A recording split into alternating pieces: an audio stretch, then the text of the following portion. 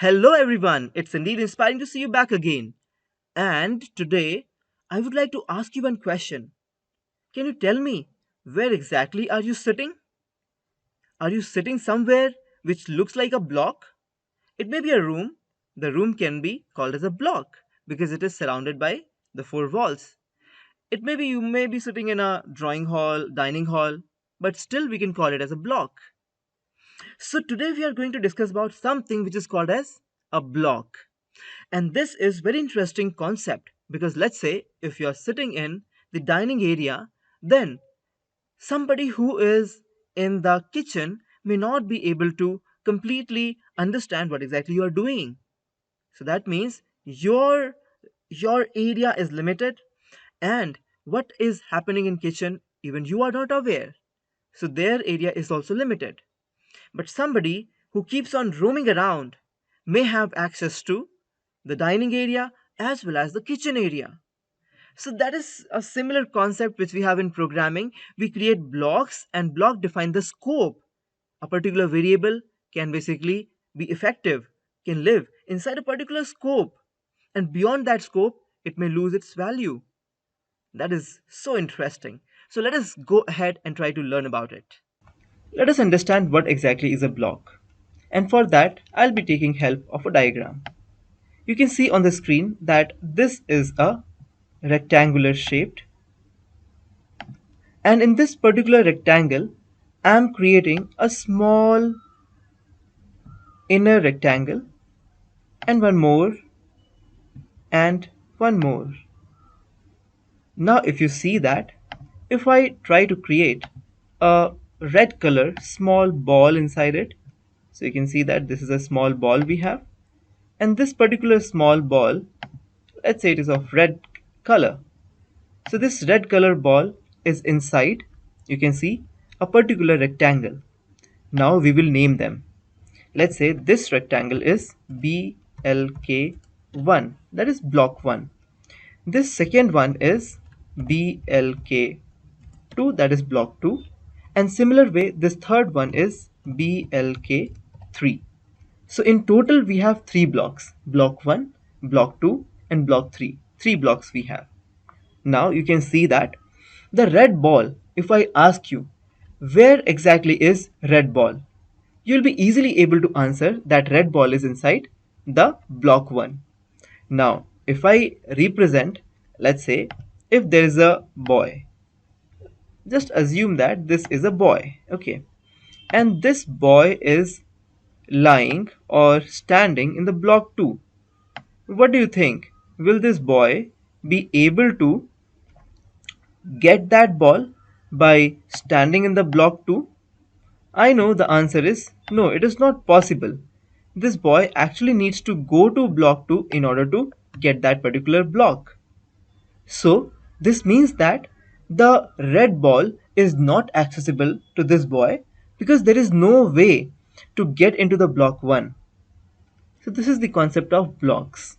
Blocks basically define that what is accessible, what is not accessible. But let's assume that somebody, a boy similar to this boy, is standing somewhere outside and he is standing somewhere here. Now you can say that this particular boy is having access to the ball which is red in color because it is lying in the same block. I hope this concept is very much clear that a particular boy will have access to the ball if he is lying in the same block where the ball is lying. Now, there could be something more, which I'll explain you later. But let us understand this in Python. So, we are discussing about blocks, and I have given you an example as well.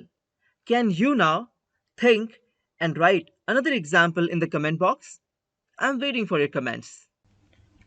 So this is my Google Colab notebook and I'll be creating some blocks over here.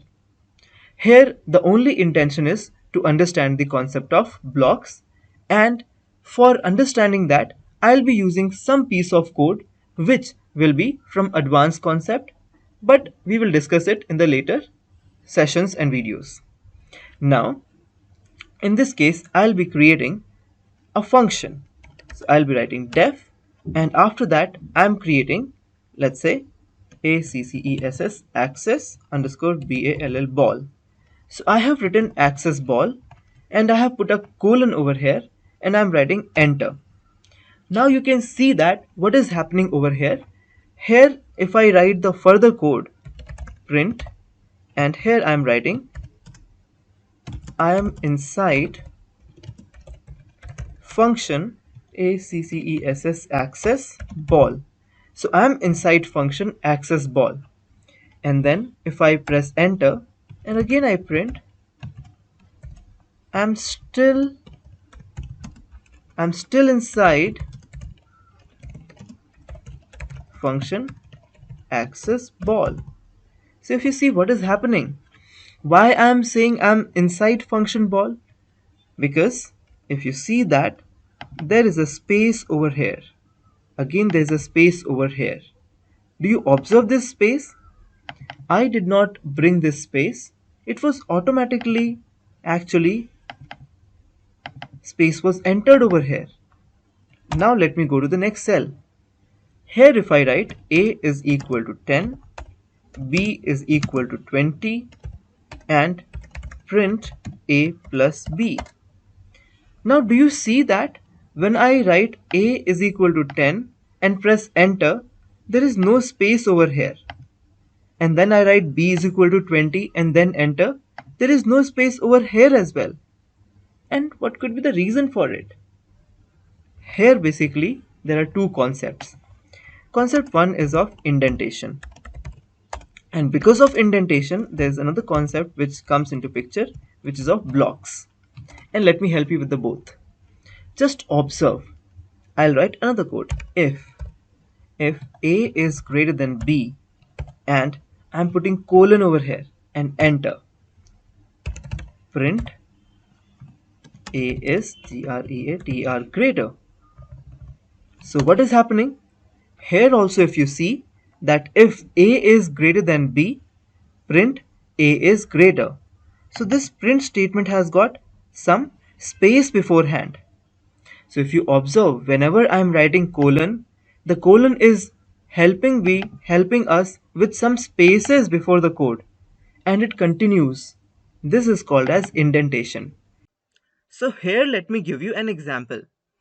If you remember, like in older times, we were writing some applications or some letters. So whenever we were starting with some new paragraph, we were keeping some space after it. Do you remember that? So we were having, writing something and then press enter and keep some space. So that space is basically known as indentation. So here you can see in the code also now that after colon, if we are pressing enter, we have that space that is called as an indentation. And this is actually different from all other programming languages, because other programming languages uses curly brackets instead of this particular indentation part. Indentation is that how should I get to know that access ball is a function, and now for this function I am writing some statements. So for this function, whatever statements I am writing, I will get to know because of these spaces. Once this space is over and I am coming back to the original position, and then I will write print, and here I write I came out of the access ball function. Now if I execute this, do you see which line is getting executed? The line which is at the end and before which there is no space is getting executed. So this is called as indentation, where we have spaces, and these white spaces actually make these statements a part of access ball. Now let me show you this in a diagrammatic fashion.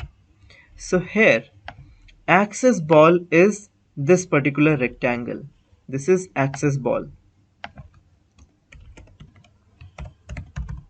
Now inside this access ball, whatever you are writing, so the print statement 1 and then the print statement 2, they are lying inside.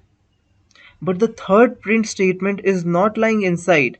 The third print statement is lying outside. So third print is here. So do you get this point? And how this is happening? This third print statement is also not indented. It is basically lying at the same level. So if you see that, it is lying at the same level of this access ball. But all other, if you see, okay, all other print statements are not lying at the same level. They are lying with some white spaces. Look at the white spaces. So this white spaces concept is known as indentation. Let me write it here. Indentation. And this whole piece is creating a block. From here till this point, it is creating a block. This is a block and this is indentation. This particular space is basically indentation, a part of indentation, these spaces. Okay, so this is how basically we create blocks. Now if you see the other example, for if, this is if, we will discuss it later. So for if also I have put the dots, okay, colon over here, and this colon is helping me to create a block for this if. So we can create blocks. Now I'll give you one more example. For I in range 10, and here also I have put colon and enter print I. So you can see that this print statement has come after these spaces. So this white space again tells us about indentation, and because of indentation this print statement is coming under the block of for. This print statement is coming under the block of if. This print statement is coming under the block of def access ball, that is access ball function. So this is what is the concept of blocks in Python. Blocks are small pieces of code that organizes them into a section, and that section is a separate section which cannot be accessed by others. Okay, just for example, if I write print I over here, okay, so the final I is 9, and who basically did this? For loop did this. Okay, so this internal function print, which is inside this for loop, was executed with the help of for. Nobody can execute this, only for can do that. This particular print can be executed only by if. If I write a is greater than, then it won't get executed. If I write a is less than, then you can see that it will get printed a is greater. So that is basically called as a block. So now can you tell me, what have you understood about blocks in Python? Can you give me some examples? Where will you be using blocks? Or basically, how will you organize your code so that you have blocks created in Python? I'm waiting for your comments. So I hope you liked the video and all the concepts are clear to you. If you have any doubt, you can write us to the comment section. Like this video, share this video with your friends, and for more such content, you can subscribe to our channel. Thank you.